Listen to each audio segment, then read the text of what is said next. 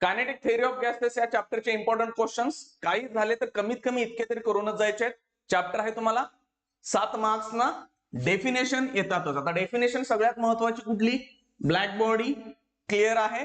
आणि देन तुमच्या specific heat बद्दल बऱ्याच गोष्टी येणार असतात. ब्लॅक बॉडीवरती तर येणार म्हणजे येणारच आहे, क्वेश्चन येतोच.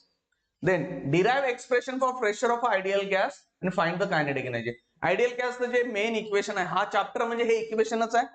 ते इक्वेशन आणि त्याचे व्हरायटी पडतात, म्हणजे कायनेटिक एनर्जी काढा किंवा पर मॉलिक्यूल पर मोल विचारणार, रिलेशन विथ टेम्परेचर विचारणार, हे तर फिक्स इथं लागेल. ज्यावेळी हा याच्यावर थेरी क्वेश्चन म्हणजे डेरिव्हेशन बद्दल येत नाही, न्यूमरिकल आलेलाच असतो. आणि न्यूमरिकल येण्यासाठी ह्यातले रिलेशन्स माहिती पाहिजेत. Then specific heat. स्पेसिफिक हीटचे रिलेशन मोनोएटॉमिक, डायटॉमिक, पॉली. पॉलीवर सहसा येत नाही, पण मोनोएटॉमिक आणि डायटॉमिक फिक्स क्वेश्चन असल्यासारखाच असतो. पुढे आपल्याकडे काय आहे? Mess relation. मेस रिलेशन एक 2 वेळा क्वेश्चन आपला कुठला? CP minus CV is equal to R वाला हा जो क्वेश्चन आहे ह्याच्या रिलेशन्स येतं.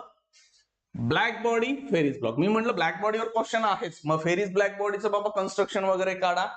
ह्या 3 लॉ वरती क्रिचॉफ्स, विन्स आणि बोल्ट्झमन ह्या लॉ वरती थेरी येतोच येतो. आणि ज्यावेळी मी क्लिअर सांगितलं थेरी येत नाही, न्यूमरिकल येणार. म्हणजे आता तुम्हाला प्रेशरचं इक्वेशन थेरी आलं तर न्यूमरिकल येणार नाही, मग न्यूमरिकल इकडे येणार. अशा टाइपचे आहेत सिंपल. आणि then write short note emission of radiations. मग तिथे इमिसिव्ह पॉवर वगैरे रिलेशन्स आहेत. हे जे क्वेश्चन्स आहेत कमीत कमी काढा. सगळ्या चॅप्टरचे शॉर्ट्स मी तुम्हाला देतच राहतोय. आणि तुम्हाला PYQ वगैरे पाहिजे आहेत तर मोबाईल ऍप डाउनलोड करा, तिथं सगळा डेटा तुम्हाला फ्री ऑफ कॉस्ट मिळेल.